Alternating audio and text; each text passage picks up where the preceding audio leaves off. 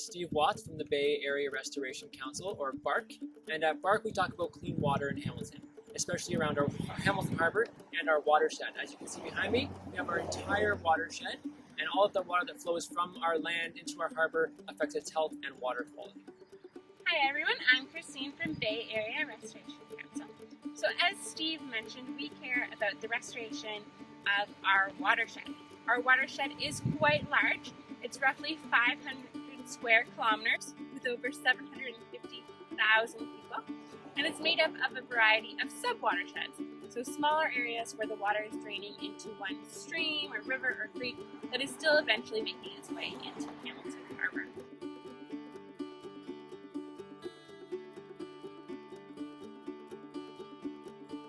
Precipitation events, that water comes from the sky and lands onto our ground. So if it's in the forest, usually it gets absorbed, but otherwise if it lands on our pavement or impermeable surfaces, another event happens. In a forest environment, only 10% of storm water becomes runoff. So when it rains and it lands on our impermeable surfaces like our driveway, almost none of the water gets absorbed. You can see it washing right down our driveways. That water that is becoming runoff, running on the pavement, either goes directly into our waterways, or it can go down a storm drain like this. So right here in Aldershot, you can clearly see here's a storm drain that is draining directly into a creek. So whatever went down the storm drain, whether it was paint or salt or oil or gas, is now in the water here. When it goes down the storm drain, it can still be draining directly into our waterways, or it can be going to the wastewater treatment plant. The storm water that goes to our wastewater treatment plant can create problems. When we have excessive rainwater or other forms of precipitation, it can actually overwhelm the system, so it bypasses some of those treatment options and therefore is released straight into our waterways.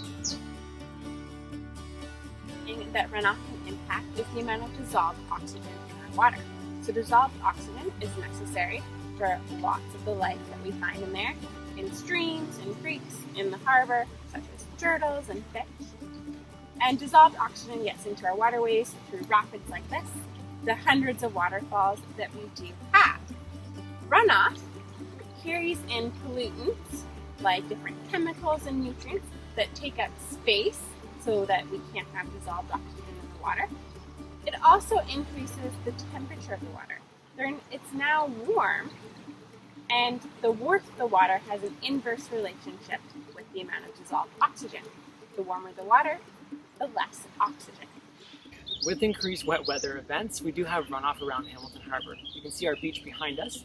When it rains, a lot of the nutrients that are on our fields and our grasses, like phosphorus, they get washed into our waterways. Too much in the ecosystems. This can cause algae blooms, which is just a small plant which is found naturally in our ecosystems, and it's usually the foundation of most food webs. So phosphorus in our waterways does cause algae and cyanobacteria blooms. And these blooms are harmful to us. Firstly, they can release myocystines, which is a toxin that is harmful to us. It's also harmful for our pets and wildlife. And then when that algae and cyanobacteria runs out of all that food, it's phosphorus, it eats it all up, it will eventually die. And as it dies and decomposes, it takes out all the dissolved oxygen that's in our water. A problem that we already have in Hamilton Harbor and our greater watershed, as we previously discussed. Another issue with runoff is that all that water running on our roadways and sidewalks is picking up pollutants like salt. So Canada uses over 5 million tons of salt. And that salt just doesn't disappear. It gets washed into our waterways. Our shorelines have well over double the safe threshold of salt, and that means that we're killing native species like our native mussels are really sensitive to it. But that stressful environment also favors invasive species.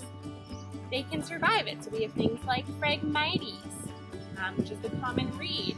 Even goldfish and carp can handle that polluted water with salt better than some of our native species.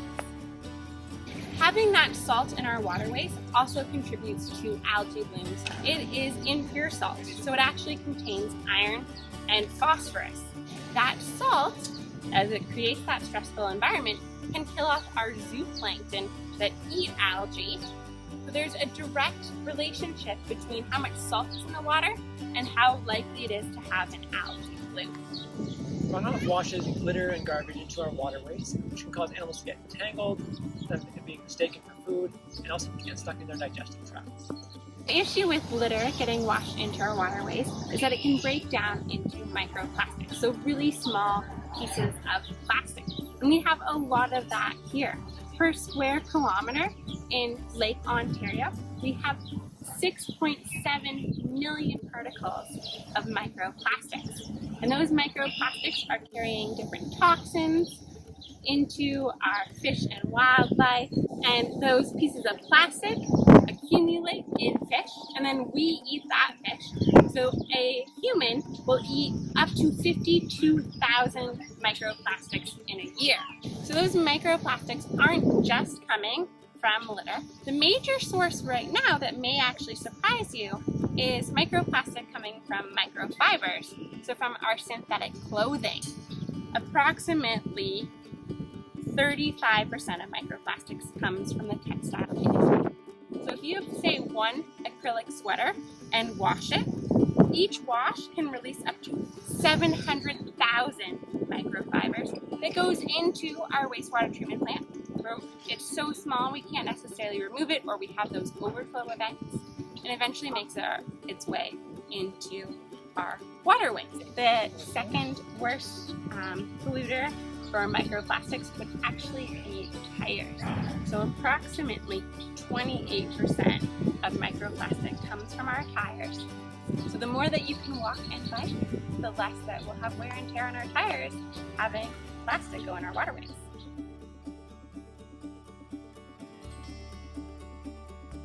In our watershed, there are many opportunities to reduce runoff and its impacts. Here at Bayfront Park, we have a large combined sewer overflow tank under the parking lot. That CSO holds stormwater during heavy rainfall, so our wastewater treatment plants aren't overwhelmed and releasing that water not fully treated. It slowly pumps that stormwater to the wastewater treatment plant for treatment after the storm, so clean water enters the environment. So runoff is just one of the issues that Hamilton Harbor watershed faces, but thankfully due to the good work that we do with our plantings and installing rain gardens and irrigation and all of our wonderful partners, there is hope. But we now need your help to deal with this issue. So we're going to turn it over to our friends at BurlingtonGreen. Hey there, it's Kayla from BurlingtonGreen. I'd like to thank BARC for teaming up with us and teaching us the importance of keeping our waterways clean and healthy. I've definitely learned a lot with the help of Christine and Steve, like how the overall health of our water has a huge impact on the overall health of our environment. I've learned some top tips that I'd like to share with you today. Flush only the 3 Ps. Flushing only the 3 Ps helps maintain our water treatment plants and avoids costly repairs from sewer backups or flooded basements. Commonly dumped items include glitter, medicine, cleansing or cleaning wipes, grease, food, hair, feminine products, paper towels, and napkins. Please do not dump these items down your drains. Dumping unwanted materials like grease down the drain can clog up infrastructure, plug and restrict pressurized sewer lines, which can then cause pipes to burst and spill out into the environment, costing us millions to clean up and costing us big time on the health of our ecosystem. Purchase drain stoppers at home to capture unwanted materials from entering your drain, and try to reduce water consumption in the home to decrease pressure on the system. If you can, install low-flow taps in toilets, and only do laundry or run the dishwasher if it's full. You can also save your leftover water from cooking rice or pasta to water plants. Next, manage your water outside responsibly. We want to absorb as much rainwater as possible so we don't flood our storm drains. Harvesting this much desired resource can eliminate pollutants and even naturally refill our groundwater.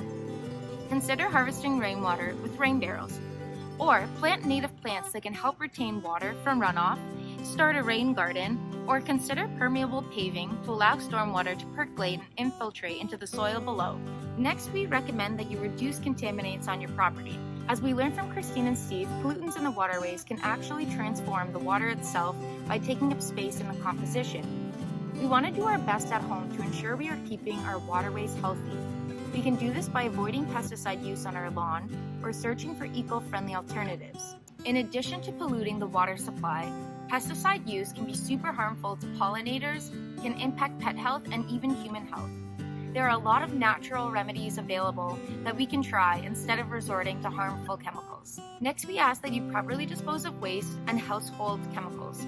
Please dispose of waste like paint and chemicals at a household hazardous waste depot. Visit the Halton Waste Management site for more information. A lot of these heavy metals and pesticides can be very difficult to remove at most municipal wastewater treatment plants, as a lot of these plants are designed to remove solids from the water.